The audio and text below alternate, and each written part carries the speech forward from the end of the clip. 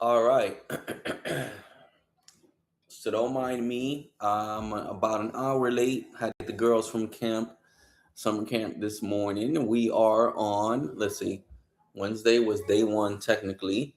Thursday, Friday, Saturday, Sunday, Monday, day seven of summer. No, no, no, no, no, no, no. I'm tripping.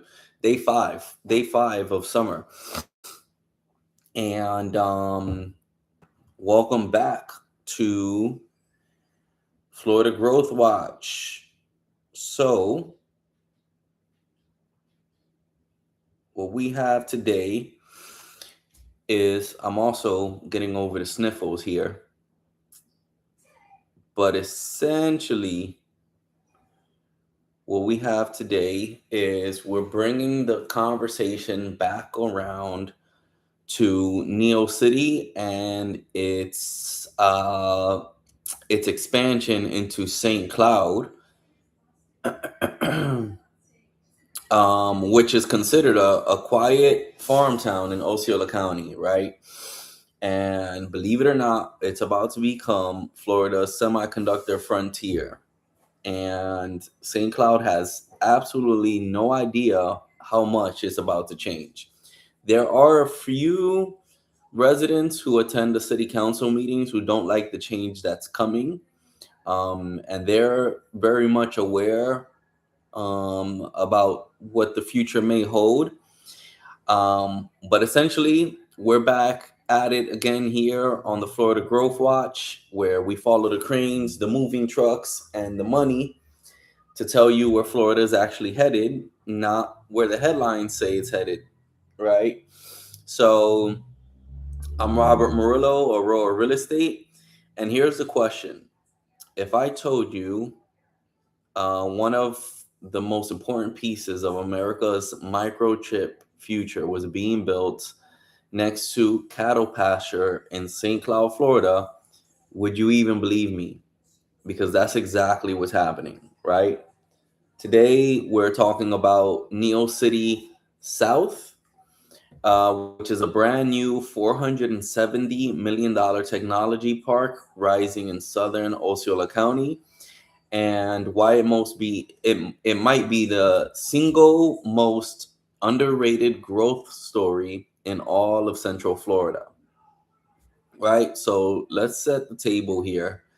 Um, let's see. Okay, so a few miles north and actually northwest, right? Osceola County has spent the last decade quietly building something called Neo City, which again, we reference the 500-acre technology district anchored by the Center for Neovation, where SkyWater technology runs the advanced semiconductor packaging. And it's not a warehouse, it's microchips, right? The brains inside of everything that we have, right? Inside of our phones, inside of our laptops, and even defense systems and your vehicles, right? Um, Over its full build out, NeoCity is projected to support anywhere between 4,000 to up to 16,000 jobs. For a county that most people still associate with theme park hotels and vacation homes, it's a complete identity shift, right? And here's the thing, it worked well enough that the county is now doing it again, even bigger, pushing it south right towards St. Cloud. So it still remains within Osceola County and all within reach. Kissimmee, St. Cloud is neighboring to Kissimmee. Okay, so they are referring to it as south, and yes, St. Cloud is south of Orlando, but it's also east of Kissimmee, and technically southeast if you look at it geographically. So here's the news: Osceola County launching NeoCity South, which is an additional 323-acre technology park along Cross Prairie Parkway, right at a brand new Florida's Turnpike interchange at West Nolte Road that's scheduled to open in 2028. So we're roughly about 1.5 to 2 years from let's see, this direction. So from the new exit off of the Turnpike, opening right off of Noti Road. Um, the county bought that land from the home builder. For those of you who don't know, D.R. Horton has been developing a community by the name of Kindred. So very similar to the way in North St. Cloud 34771 has what's now being called Magnolia Square. D.R. Horton developed a community called Kindred that has expanded so much that even within the address on the property, um, they're replacing Kindred or Kissimmee with Kindred, similar to how certain portions of Poinciana are addressed Poinciana instead of Kissimmee as well. So they bought the land from D.R. Horton to the tune of about $17.3 million. So think about that for a second. Land that was slated and planned out for rooftops is actually being converted into a high wage jobs engine. So again, as a result, the same tenant, right, the South Korean technology firm, previously referred to as Elspes, it might be Elspes, Elspes, they've committed to invest at least $470 million and create 600 jobs that will have an average salary of about 85,000 per year, right? And that average salary matters immensely. Pretty much, we'll come back to why it matters, but essentially, phase one is roughly around 289,000 square feet, and it's going to be breaking ground this winter with the first 300 jobs landing by 2030. So we're about 4 years, 3.5 to 4 years away from those half of those jobs coming in. And then the second phase is going to be doubling the footprint and adding another 300 within a 7-year window. So between 2030 to 2037. Excuse me. Overcoming sickness here. Now here's the part that turns this from interesting into this changes the map, right? Osceola commissioners also approved the deal with AdventHealth to develop a 20-acre healthcare campus right there at NeoCity South, which is starting with an 80-bed hospital, and it's designed to expand to as many as 200 beds, built out over a period of 8 years. So if we're connecting the dots, right, we have high-wage tech jobs, a major new hospital, and a new Turnpike interchange, all landing in the same corner of St. Cloud at the same time. So that's going to create jobs. There's going to be healthcare, and the infrastructure is shifting, right? Those are all the exact three ingredients that turn a bedroom community into a real city, right? So the transformation is literally unfolding. And the population is way ahead of the announcements. Like I mentioned before, St. Cloud itself underprojected its population growth by over 20,000 people between 2020 to 2025. And now Osceola County is home to roughly 510,000 people. And it's grown almost 89% since 2010. So just in a matter of 16 years, it's grown almost 89%. Last year alone, it grew about 4.3%. So if we're zooming out to the region,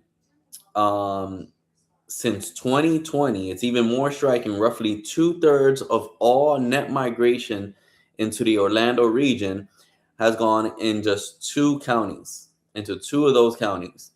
So like I said, it may have been yesterday or the day before. They've gone into Osceola County, just south of Orlando, or Lake County, just north of Orlando.